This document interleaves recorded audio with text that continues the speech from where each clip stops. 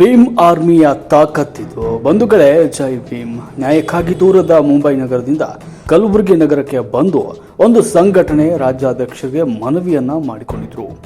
ಆದರೆ ಆ ಸಂಘಟನೆಯ ರಾಜ್ಯಾಧ್ಯಕ್ಷರು ನ್ಯಾಯ ಕೊಡಿಸುವ ಭರವಸೆ ನೀಡಿದ ನಂತರ ನ್ಯಾಯ ಕೊಡಿಸೋಕೆ ಆಗಲ್ಲ ಅಂತ ಹೇಳ್ತಾರೆ.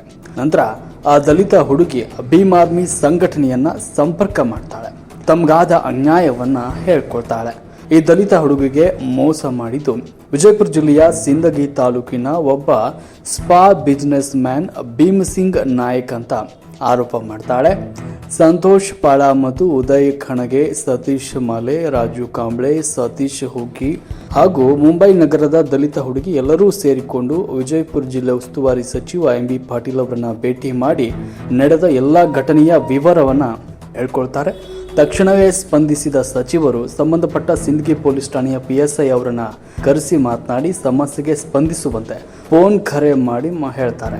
ನಂತರ ಎಲ್ಲರೂ ಕೂಡಿ ಸಿಂದಗಿ ಪೊಲೀಸ್ ಠಾಣೆಗೆ ಬಂದು PSI ಅವರಿಗೆ ಭೇಟಿ ಮಾಡ್ತಾರೆ. ಭೀಮ್ ಸಿಂಗ್ ನಾಯಕ್ ಅವರು ತಾಯಿ ಮತ್ತು ಅಕ್ಕ ಅವರನ್ನ ಠಾಣೆಗೆ ಕರೆಸಿ ಬೆಂಡೆತ್ತಾರೆ. ನಂತರ ನಾನು ನಾಸಿಕ್ ನಗರದ ಪೊಲೀಸ್ ಆಯುಕ್ತರವರಿಗೆ ಫೋನ್ ಕರೆ ಮಾಡಿ ಮಾತನಾಡ್ತಾರೆ. ಜೊತೆಗೆ ನಾಸಿಕ್ ಪೊಲೀಸ್ ಕಮಿಷನರ್ ಅವರು ಆದಷ್ಟು ಬೇಗನೆ ಆರೋಪಿಯನ್ನ ಬಂಧಿಸಲಾಗುತ್ತೆ ಅಂತ ಭರವಸೆಯನ್ನು ಕೂಡ ನೀಡ್ತಾರೆ. ನಿನ್ನೆ ಸ್ಪಾ ಮಾಲೀಕ ಭೀಮ್ ಸಿಂಗ್ ನಾಯಕರನ್ನ ನಾಸಿಕ್ ಪೊಲೀಸರು ಬಂಧಿಸಿದ್ದಾರೆ ಅನ್ನುವಂಥ ಮಾಹಿತಿ ಲಭ್ಯವಾಗಿದ್ದು, ಮಹಾರಾಷ್ಟ್ರ ಪೊಲೀಸರಿಗೆ ಈ ಮೂಲಕ ಭೀಮ್ ಆರ್ಮಿ ಸಂಘಟನೆಯ ಎಲ್ಲರೂ ಸೇರಿ ಒಂದು ಧನ್ಯವಾದಗಳನ್ನು ತಿಳಿಸಿದ್ದಾರೆ.